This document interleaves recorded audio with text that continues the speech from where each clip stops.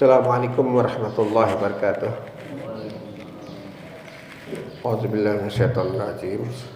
Alhamdulillahirabbil alamin wassalatu wassalamu ala asyrafil mursalin wa ala alihi wa sahbihi ajmain. Rabbi shrah li sadri wa yassir li amri wahlul 'uqdatam min lisani yafqahu qawli. Bapak-bapak, ibu-ibu yang dirahmati Allah, alhamdulillah kita pada pagi hari ini bisa bertemu lagi dalam keadaan sehat untuk sama-sama kita mendengarkan dan saya membacakan buku fatwa tarjih tanya jawab agama yang diterbitkan oleh Majelis Tarjih dan Tajdid Pimpinan Pusat Muhammadiyah. Saat ini saya membawakan sebuah subjudul hadis ikhtilafu ummati rahmah. Mungkin banyak yang sudah agak hafal ini. Pertanyaannya, bagaimana tanggapan tim PPM Majelis Tarjih terhadap pendapat Ustadz Muhammad Nasiruddin Al-Albani dalam kitabnya Sifatu Salatin Nabi halaman 37 yang menyatakan bahwa hadis yang berbunyi ikhtilafu ummati rahmah itu tidak sah. Tetapi hadis tersebut banyak digunakan oleh banyak mubalik. Mohon dijelaskan dan terima kasih. Pertanyaan dari Mufleh BF, Majene, Sulawesi Selatan. Jawabannya, untuk memberikan kualifikasi tentang hadis ada dua cara. Pertama, dengan mempelajari dulu sanadnya. Kalau sudah sanadnya dipandang sah atau kuat, tidak daif, barulah matannya. Untuk mempelajari sanadnya diperlukan deretan nama perawi hadis tersebut, sejak nama pentahrij yang umumnya membukukan hasil penelitian itu dalam suatu kitab. Semisal kutubus sitah sampai kepada sahabat yang menyampaikan hadis tersebut. Sanad untuk hadis ikhtilafu ummati rahmah tidak didapati oleh ahli hadis, karena hadis tersebut umumnya disebutkan oleh ahli fikih tanpa sanad.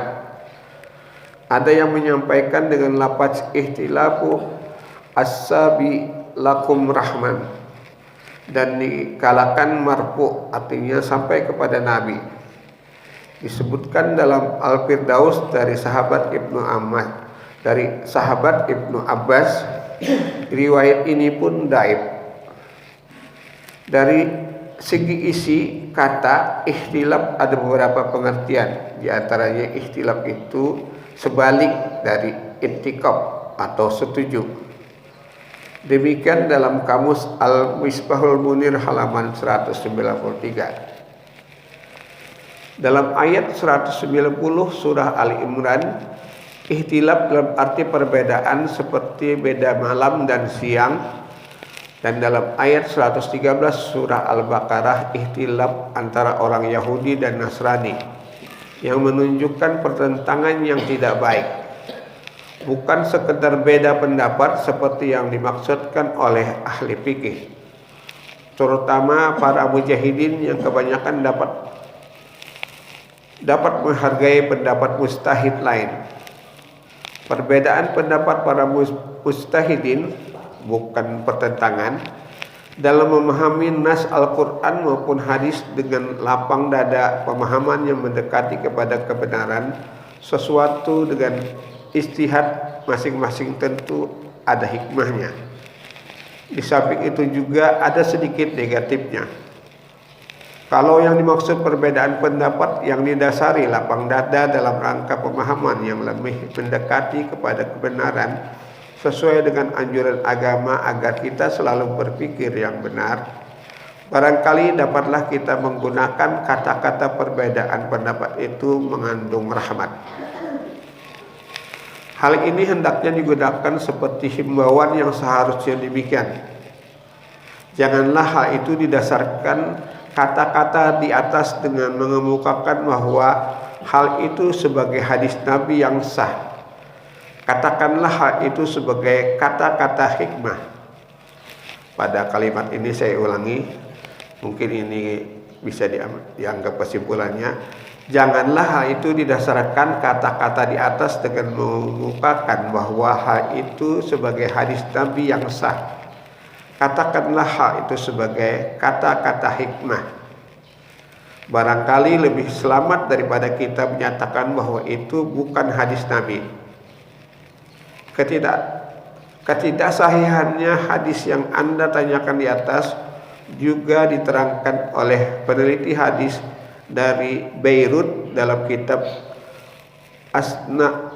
Asnal Mutalib, yakni Syekh Muhammad Ibnu Asyid Darisi.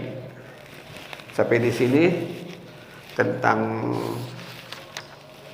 ihtilafu ummati rahmah hadis.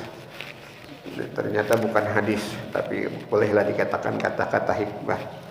Demikian kita tutup dengan sama-sama membacakan Subhanakallahumma wa bihamdika asyhadu an la ilaha illa anta astaghfiruka wa atubu ilaik. Assalamualaikum warahmatullahi wabarakatuh.